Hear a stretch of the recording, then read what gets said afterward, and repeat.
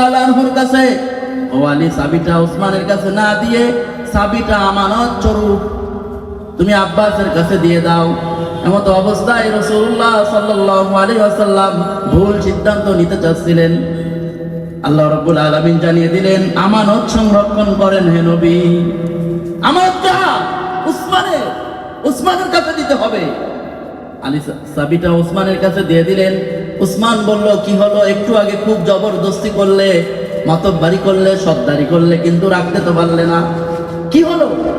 তখন তিনি বললেন, আল্লাহ তাআলা আয়াত নাযিল করেছে আপনার শানে, ইন্নাল্লাহা ইয়া'মুরুকুম আন তুআদ্দুল আমানা।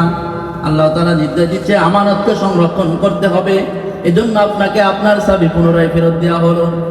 দেখেন, ছোট্ট একটি ব্যাপার, আমাদের কাছে ছোট্ট একটি ব্যাপার, অথচ ছোট্ট একটি ব্যাপারে আল্লাহ তাআলা সতর্ক করার জন্য আয়াতে কারিমা নাযিল করে জানিয়ে দিলেন, ও রাসূল, আমানতের খেয়ানত কেন করতে চাচ্ছেন? কেন আপনি আব্বাসের কাছে চাবি দিবেন? চাবি থাকবে উসমানের কাছে। আমাদের আমানতের কি খবর আছে? আমাদের আমানত কার কোথায় দিয়ে দিচ্ছি খবর আছে? জীবন, যৌবন, সম্পদ, ধন, যা কিছু কোথায় অকাতরে বিলিয়ে দিচ্ছি, কোনো খবর আছে? খবর নাই। প্রিয় ভাইরা, এই জন্য আল্লাহ তাআলা নির্দেশ দিচ্ছে, তোমাদের প্রতি আদেশ করো, তোমরা আমানত সমূহকে সংরক্ষণ করবে। আমানতের সঙ্গে সঙ্গে আরো একটি অর্থ রয়েছে। সামনের দিনে আপনাদের কাছে একটি আমানত আছে, যেটি আপনারা ইংরেজি ভাষায় ব্যবহার করে থাকেন, ভোট। কি বলেন? ভোট। এটি কি আমানত? এটি আপনাদের কাছে কি আমানত? কোন ব্যক্তির আমানত? যেই ব্যক্তি সৎ, যোগ্য, দক্ষ, পাওয়ার উপযুক্ত, ওই ব্যক্তির আমানত আপনার কাছে। আপনি আমানতের ব্যাপারে যদি খেয়ানত করেন, যে হাদিসটি বলেছি রাসূলুল্লাহ সাল্লাল্লাহু আলাইহি ওয়াসাল্লাম, আবু হুরায়রা রাদিয়াল্লাহু তাআলা আনহু থেকে বর্ণনা, রাসূলুল্লাহ সাল্লাল্লাহু আলাইহি ওয়াসাল্লাম বলেন,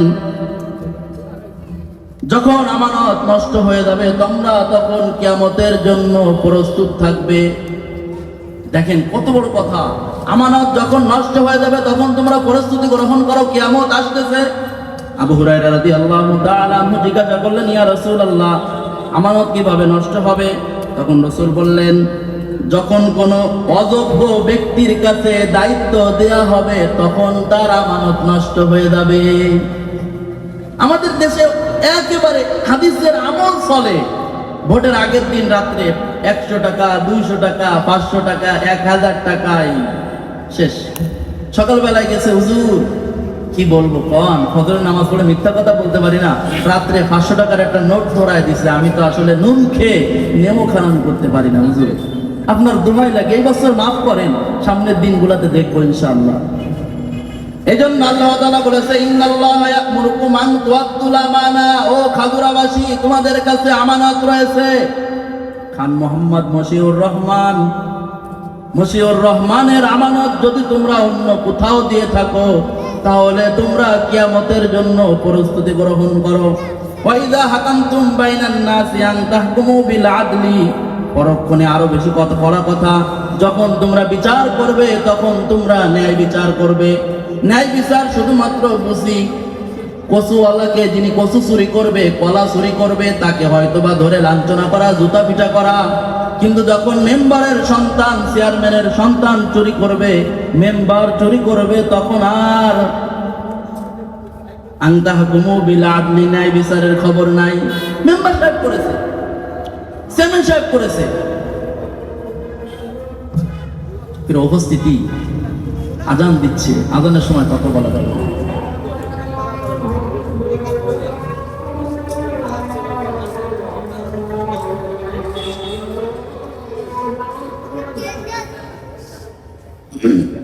তখন তোমরা ন্যায় বিচার করবে। তো আমাদের ন্যায় বিচারের বিষয়টা খুবই আমরা গুরুত্বই দিই না। ন্যায় বিচারের ক্ষেত্রে আমাদের দেখতে হবে আমি আমার আমানতটা কোথায় ব্যয় করব। যেহেতু সময় সংক্ষেপ, একেবারে অতি সংক্ষেপে বলে শেষ করব।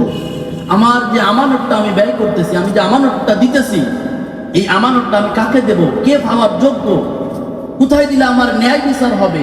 আমার পাওয়ার কথা ছিল সোমেদ আলী, আমি দিয়েছি ওমেদ আলীকে, তাহলে আমি সেই সোমেদ আলীর প্রতি অবিচার করেছি।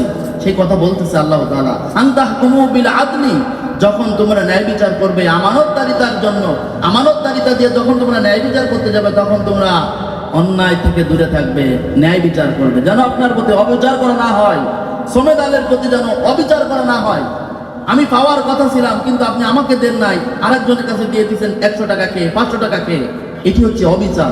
আল্লাহ তাআলা বললেন ইন্নাল্লাহা নি'মা ইয়াইদুকুম বিহি, এটি যদি তোমরা বোঝো তাহলে তোমাদের জন্য উত্তম কথা, উত্তম ওয়াজ, এর থেকে ওয়াজ আর লাগে না। একটু আগে আপনাদের ইমাম সাহেব বলেছে বাংলাদেশ আজকে দুটি মেরুকরণ হয়েছে, একটি দিক চলে যাচ্ছে তাওহীদের দিকে, আরেকটি দিক যাচ্ছে শিরিকের দিকে। আপনি কি তাওহীদ বাদ দিয়ে শিরিক কিনে নেবেন? আপনার জীবনকে শিরিকের মধ্যে ঢুকাই দিবেন? ইমাম সাহেব যে কথাগুলো বলছিল শুনতেছিলাম, যেহেতু সময় সংক্ষেপ, কথা বলার সময় নাই। আল্লাহ তাআলা বললেন ইন্নাল্লাহা নি'মা ইয়াইদুকুম বিহি, আল্লাহ তাআলা তোমাদেরকে উত্তম ওয়াজ করতেছেন। কি ওয়াজ? ইতিপূর্বে যে কথাগুলো বলা হলো, আপনি একদিন 1 ঘন্টা আপনি এবং আপনার পরিবার যদি আমানত ঠিক মতো ব্যয় করতে পারেন, ইসলামী রাষ্ট্র আপনাকে 5 বছর নয় জীবনের তরে আপনার প্রতি খেয়াল রাখবে, আপনার প্রতি সুবিচার করবে। কিন্তু আপনি যদি একদিন উল্টাপাল্টা করেন, সারা জীবন জ্বলতে জ্বলতে জ্বলতে জ্বলতে এরকম 16 বছর জ্বলতে হবে, আবার 16 বছর, ওই যে বলেছি কিয়ামত আসবে, আবার 16 বছর, আবার 16 বছর, এইভাবে করে যেতে যেতে যেতে যেতে জীবন শেষ হয়ে যাবে। বাংলার জমিন পরিবর্তন দেখতে পাবো না। তাই আসুন আমরা পরিবর্তন দেখতে চাই, আমরা আমানতদারিতার ব্যাপারে সচেতন হতে চাই, যার প্রতি বিচার করবো যেন ন্যায় বিচার করি। আল্লাহ রাব্বুল আলামিন আমাকে আপনাকে ন্যায় বিচারের সহিত আমাদের আমানতকে সঠিক জায়গায় সংরক্ষণ করার তৌফিক দান করুক। হাযা মা ইনদি ওয়াল ইলমু ইনদাল্লাহ আলাইহি তাওয়াক্কালতু ওয়া ইলাইহি উনীব।